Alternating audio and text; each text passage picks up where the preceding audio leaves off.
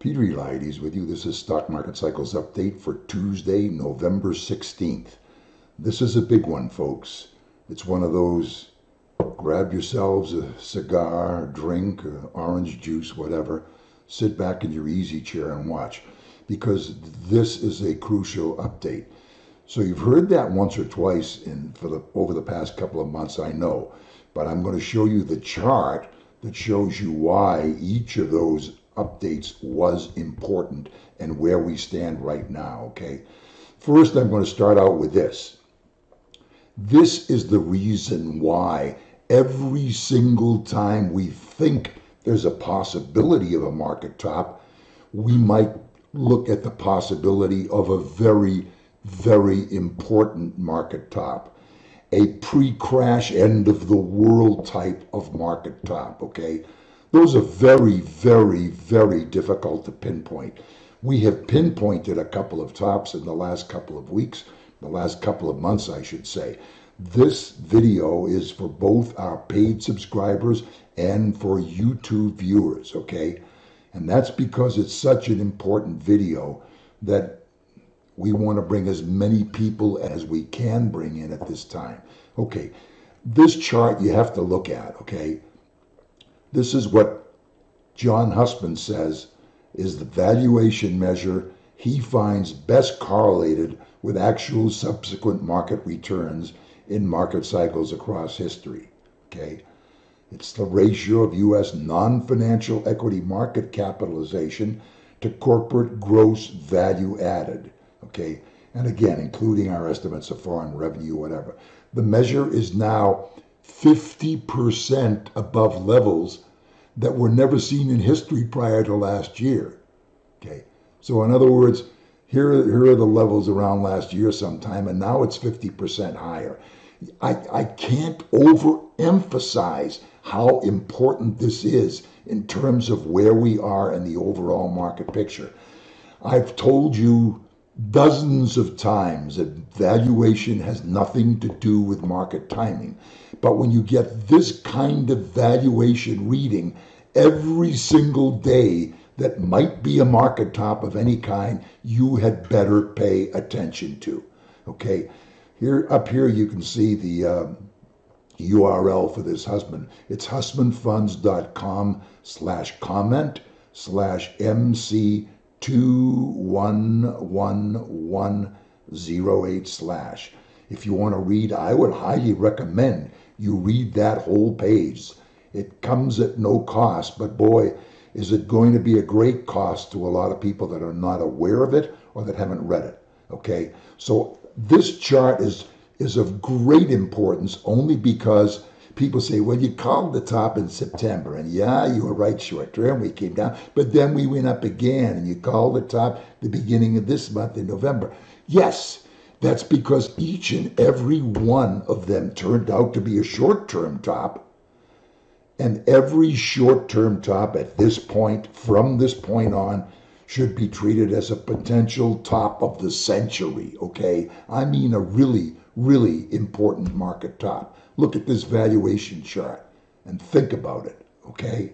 So now let's go to the charts, my charts. Here's a chart of the S&P 500 cash index going back, it goes back to May, June of this year.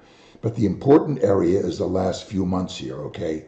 I've done 3 YouTube updates in the last month or two, going back to September. The first one was done here, okay?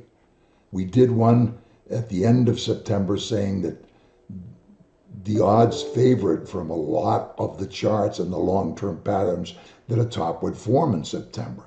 Then we came down. On this day right here, which is October 4th, we hit a bottom. On our update to our subscribers at that time, what we said was, although the NDX has given potentially lower projections, the S&P has not confirmed, and the S&P failed to confirm. It never confirmed lower projections, and that indeed was a bottom. So here we go again, all the way up. This is what I call forming a loop. These prices brought forward in time allow the low prices here to cross above these prices in time and give us further projections. And that's what we're looking at now. So these are the new projections. Let me show you the S&P projection chart. You'll see how we get them. But write down these numbers, because these are the intraday, not the closing price, but the intraday numbers, 47.32 to 47.42 rounded off. That's where the projections say we're going. How far away is that? Well, the high today was 47.15 rounded off, so not even 20 to 30 points above us. That should well be the top. Could we come down again, form another loop, and go up higher? Yes, we can, but that's not going to go on ad infinitum. And just remember where we are in the valuation charts, okay? Now let's take a look at the projection charts. Okay, I gave you the intraday numbers for projections. Let's take a look at this. This is an offset of 3.5 to 4. Remember, we got these 175 to 2 projections, hit them perfectly, and told you that we needed to come down right away from there, or else we would generate higher projections. We have done that now, just by going sideways here and today. So let's go to the next longer offset. And here we have it. This move in the last couple of days has provided higher projections. So these are the closing price projections, and it's a pretty narrow box indeed. 47.1889 to 47.2045. 47.18 is like 18 points away. We closed at 4700.90 today. So that's how close we are. That's how close we are to a potential top of the century, folks. I don't want to over dramatize this. Yes, we can go down again and come back up again to slightly higher highs, but we have to treat each and every one of these projections as if they are the final ones because of where we are valuation wise, okay? Now that we have this chart up, let's bring up the NDX, give you closing price projections there. Okay, here are the closing price projections, nominal 10-day projections, 3.5 to 4 offsets for the NDX. They call for 16,392.67 to 16,413.62. That's a really narrow box. I mean, I'd be willing to bet you that we're going to see a final high in that box. Could we be 5 or 10 points above it or below it? Of course we could. I mean, this is kind of a science, but it's not going to be that exacting for you every time. But I'm counting on prices going up to this level inside this projection box. Now, if this turns out to be misleading and we don't get up there, we're going to start down and start giving projections on a shorter term, and we'll know it almost right away. But we're in a position now where you have to treat every single tick here as important. This is where we are in terms of the overall picture, and boy, is it an important picture, okay? Let's take a look at the Dow. The Dow is showing slightly differently because it's been weaker, but it just gave a projection today.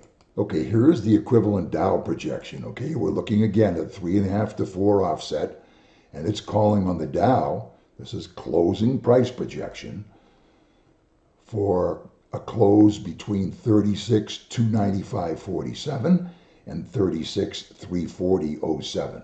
Okay, now mind you, that level on the Dow would not surpass this all-time high. Let's take a look at the next longer offset, though. Now, this is really interesting because the Dow still has this downside closing price projection, which it never met, calling for 35,410 to 35,768 and change. And in theory, we could go up to the projection I just gave you on the Dow.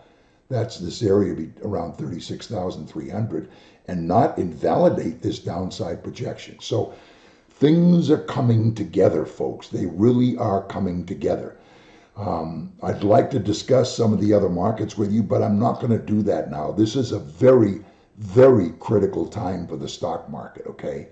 So, yes, we called a top in September. Well, it was a top, a short-term top. We came down, did a loop up. Yes, we called a top November 5th. Well, it was a top. We started to come down, and now we're coming back up again, and there's another little loop. Those loops are not going to go on forever.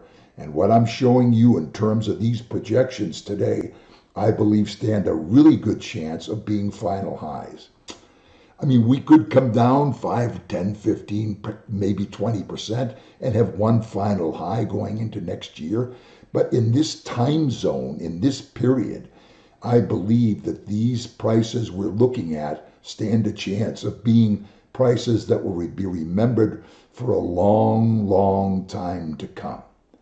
That's it for now. Thanks for watching. For my regular subscribers, we'll talk to you tomorrow. For those of you who aren't regular subscribers, you can become regular subscribers very easily. In fact, you can get access to this software, and I will put a notice up under the YouTube video today as to where to go on our website to get a free trial for 14 days. And boy, are these an important 14 days. You will not regret it, okay? Okay, I'm excited. This is where we are. This is where we stand on Tuesday, November 16th. Subscribers, we'll talk to you tomorrow. Thanks for watching.